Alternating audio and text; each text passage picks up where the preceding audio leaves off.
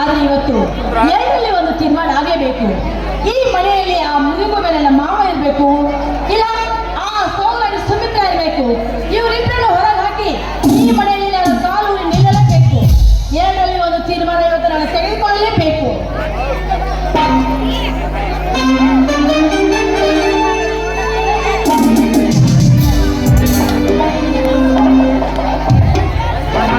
ಜಾನಕಿ, ನನಗೇಕೋ ಈ ಹಾಳಾದ ಕೆಮ್ಮು ಹೆಚ್ಚಾಗಿದೆ. ಮಾತ್ರೆ ತಗೋಬಹುದು, ಕುಡಿಯಕ್ಕೆ ನೀರು ತೆಗೆದುಕೊಂಡು ಬಾರಮ್ಮ. ಯಾಕಮ್ಮ ಮಾಡುವುದು ನಿಂತು ಬಿಟ್ಟೆ? ನಿಮಗೆ ಯಾವ ಕೆಲಸ ಬೇಕಾಗಿದೆಯೋ ಅದನ್ನು ನಿಮ್ಮ ಮಗಳ ಕೈಯಿಂದ ಹೇಗೆ ಮಾಡಿಸ್ಕೊಳ್ಳಿ. ನನಗೆ ಇಂಥ ಕೆಲಸವನ್ನೆಲ್ಲ ಮಾಡಕ್ ಆಗೋದಿಲ್ಲ. ಜಾನಕಿ, ನೀನು ಈ ರೀತಿ ಮಾತಾಡೋದು ಯಾಕಮ್ಮ? ಏನಾಯ್ತು? ನೋಡಿ ಮಾಮ, ಹೆಚ್ಚು ಮಾತನಾಡಿ ಆಯಾಸ ಮಾಡ್ಕೋಬೇಡಿ. ಯಾಕೆಂದ್ರೆ ಮಾತನಾಡಿ ದಕ್ಕಿಸ್ಕೊಳ್ಳೋಷ್ಟು ಕೆಪಾಸಿಟಿನೂ ನಿಮಗಿಲ್ಲ. ಸಮಾಧಾನವಾಗಿ ಮಾತಾಡಿ ಅಷ್ಟೇ ಸಾಕು.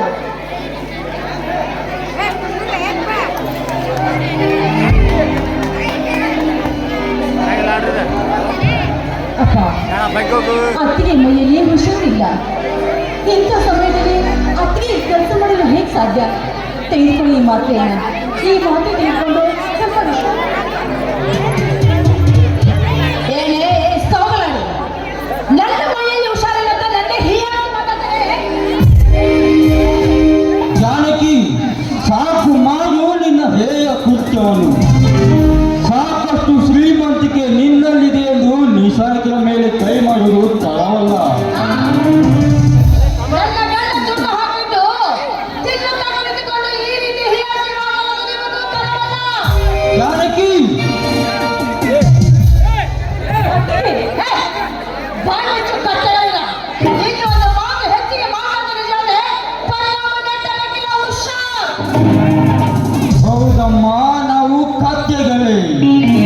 ಕತ್ತೆಯಂತೆ ದುಗಿದು ಯಾವುದಕ್ಕೂ ಕೊರಂತೆ ಇಲ್ಲದೆ ಉಳಿಸಿ ಬೆಳೆಸಿ ನಿಲ್ಕೊಂಡು ಗಂಡನೆಂಬ ಗೊಂಬೆಯನ್ನು ಕಟ್ಟಿ ಹಾಕಿದ್ದೀವಲ್ಲ.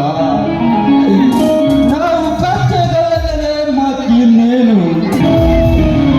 ಹೊತ್ತು ಮುಳುಗುವುದರೊಳಗಾಗಿ 10 ಜನಗಳ ಜೊತೆ ಸುತ್ತಾಗಿ ಕತ್ತಲಾದ ಮೇಲೆ ಮನೆ ಸೇರುವ ನಿನ್ನಂತ ಕಲಿತ ಕತ್ತೆಗೆ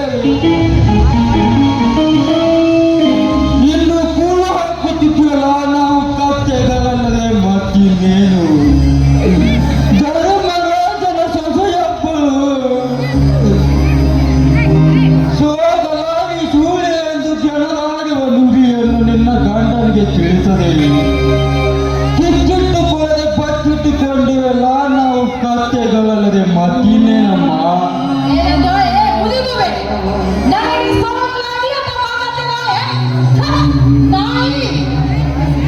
ನಾಯಿ, ಕೃತಜ್ಞತೆಯ ನಾಯಿ.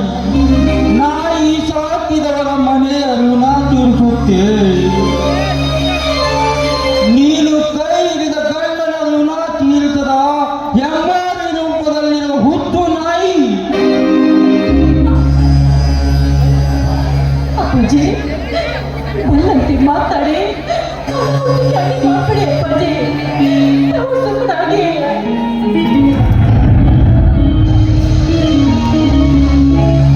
ಅಪ್ಪಾಜಿ, ಅಪ್ಪಾಜಿ ಬಾಬು. ಅಪ್ಪಾಜಿ, ಏನಪ್ಪ ಇದೆಲ್ಲ? ಏನಾಯ್ತು ಹೇಳು.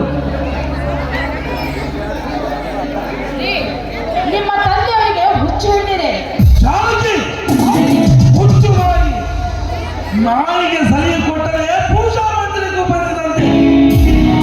ಹೆಣ್ಣಿಗೆ ಅಹಂಕಾರ ಸ್ಥಿರವಲ್ಲ. ಆ ವಿಚಾರ ಮಾಡಿ ನೋಡು. ವಿಚಾರ ಮಾಡೋದಕ್ಕೆ ಏನಿದೆ? ಇದುವರೆಗೂ ಬಾಯಿಗೆ ಬಂದ ಹಾಗೆ ಮಾತಾಡಿ ತಪ್ಪಿಸ್ಕೊಂಡಿದ್ದಾರೆ ಈ ನಿನ್ನ ತಂದೆ, ಈ ನಿಮ್ಮ ತಂಗಿ. ಬೇಕಾದ್ರೆ ಅವ್ರು ಆಡೋ ಮಾತನ್ನು ನೀವೇ ಕೇಳಿಸ್ಕೊಳ್ಳಿ. ನೋಡಿ, ಅವ್ರು ಆಡೋ ಮಾತನ್ನು ಕೇಳ್ಕೊಂಡು ಈ ಮನೆಯಲ್ಲಿ ಇರೋದಕ್ಕೆ ನನಗೆ ಇಷ್ಟ ಇಲ್ಲ ಅಷ್ಟೇ. ಸುಮಿತ್ರ, ಯಾಕಮ್ಮ ನಿನ್ನ ಕಣ್ಣಲ್ಲಿ ಕಂಬನಿ? ನೀನು ಅಳುತ್ತಿರುವುದು ನೋಡಿದರೆ ನನ್ನ ಎದೆ ನಡುಗುತ್ತಿದೆಯಮ್ಮ. ನನ್ನಿಂದ ಏನಾದರೂ ತಪ್ಪಾಗಿ ಹೇಳಮ್ಮ ತಂಗಿ, ಹೇಳು. ಅಂದ ನೀನು ಕುಡಿದು ಬಿಟ್ಟು ಎದೆ ಹಾಲನ್ನೇ ಕುಡಿದು ಬೆಳೆದಿದ್ದಾಳ ನಾಯಿ ನಿನ್ನ ತಂಗಿ. ನನ್ನನ್ನ ಅನಾಥ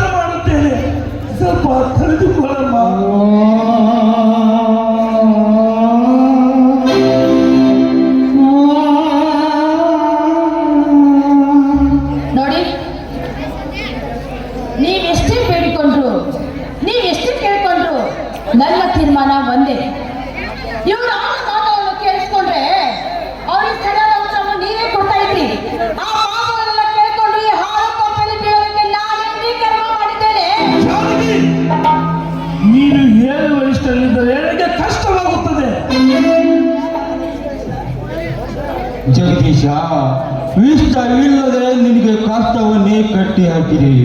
ನನ್ನನ್ನು ಕ್ಷಮಿಸಿ ಗುರು ಮಗು. ನೀವು ಸಮಾಧಾನವಾಗಿರಿ ಅಪ್ಪಾಜಿ, ಸಮಾಧಾನವಾಗಿರಿ.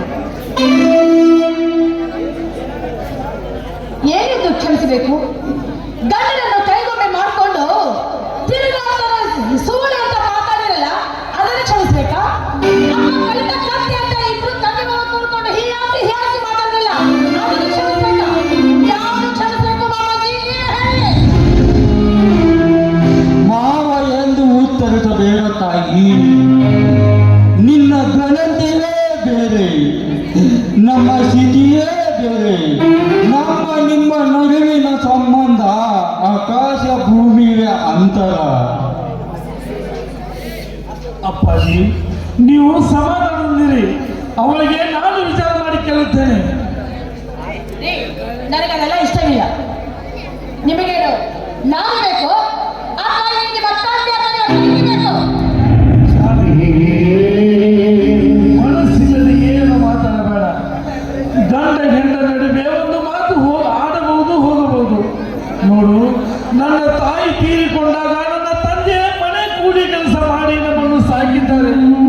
ಅದರಂತೆ ನನಗೆ ನೀನು ಬೇಕು, ನನಗೆ ಈ ಇಬ್ಬರು ಬೇಕು. ಇಬ್ಬರು ಜೊತೆಯಾಗಿ ಬಾಳಬೇಕು, ಜಾಗಿ ಬಾಳಬೇಕು. ನೋಡಿ, ನನಗೆ ಇವನ ಅವಶ್ಯಕತೆ ಇಲ್ಲ. ನನಗೆ ನೀವು ಬೇಕು.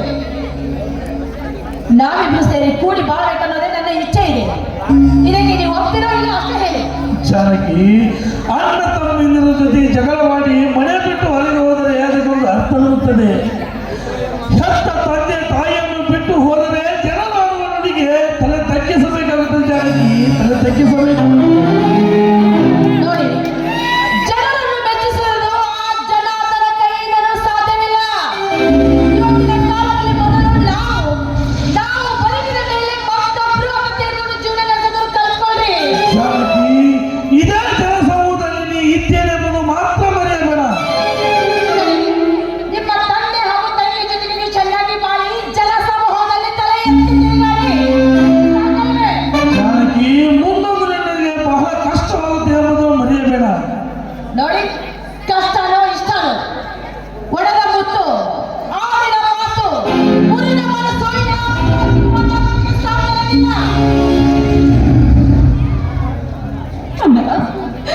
ನಮ್ಮಿಂದ ನನಗೆ ಎಷ್ಟೊಂದು ತೊಂದರೆ. ಬೇಡಣ್ಣ, ಇದು ಹಸಿರಾದ ಬಾಳಲ್ಲ. ನನಗೆ ಉತ್ತಮ ನೋಡ್ಬೇಕು ಅಂತ ನನಗೆ ಆಸೆ ಅಣ್ಣ. ತಂಗಿ, ನೀನು ನನ್ನ ಪಾಲಿಗೆ ಕಣ್ಣಾದೆ, ಆದರೆ ನಾನು ನಿನ್ನ ಪಾಲಿಗೆ ಕಣ್ಣಾಗಿಲ್ಲ. ತಂಗಿ, ನನ್ನನ್ನು ಕ್ಷಮಿಸಮ್ಮ.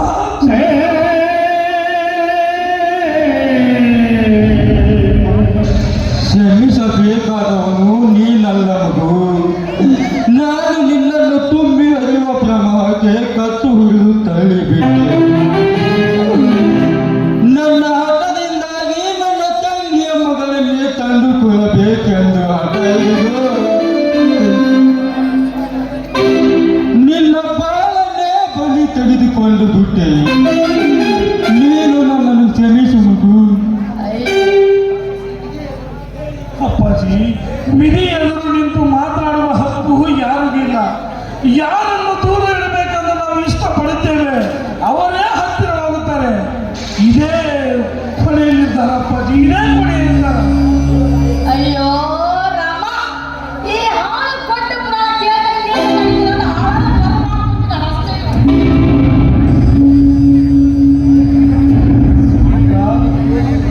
ನಿನ್ನನ್ನು ಸುಂದರವಾದ ಹಂದರದಲ್ಲಿ ಗಂಡನ ಮನೆಗೆ ಹೊರಟ ನಿನ್ನನ್ನು ಹರಿಸುವ ಹಕ್ಕು ನನಗಾಗಲಿಲ್ಲ. ನನ್ನನ್ನೇ ಹೋಗಿ ಬಾರಲ್ಲ ಎಂದು ಹೇಳುತ್ತಿರುವೆ ಅಮ್ಮ. ನೀನು ನಿಜವಾದ ನನ್ನ ತಂಗಿ ಅಲ್ಲಮ್ಮ, ನನ್ನ ಹೆತ್ತ ತಾಯಿ.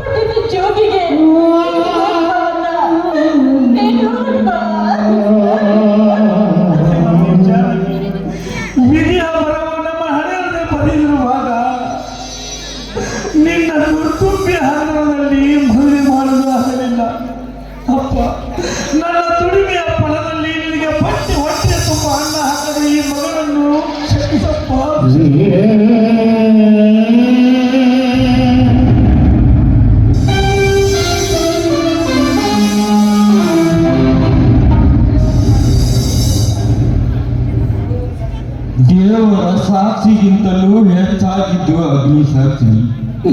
ಅದರ ವಿರುದ್ಧ ಸಾಧು ಹಕ್ಕು ಯಾರಿಗೂ ಇಲ್ಲ. ತವರೂರನ್ನೇ ತೊರೆದು ನಿನ್ನನ್ನೇ ನಂಬಿ ಬಂದ ಒಂದು ಹೆಣ್ಣು ನಿನ್ನ ಬಾಳಿನ ಕಣ್ಣು.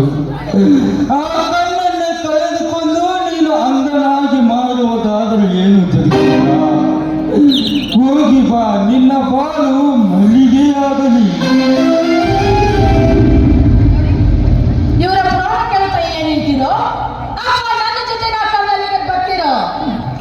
ಬರುತ್ತೇನೆ ಜಾನಕಿ, ಬರುತ್ತೇನೆ. ಅಪ್ಪಾಜಿ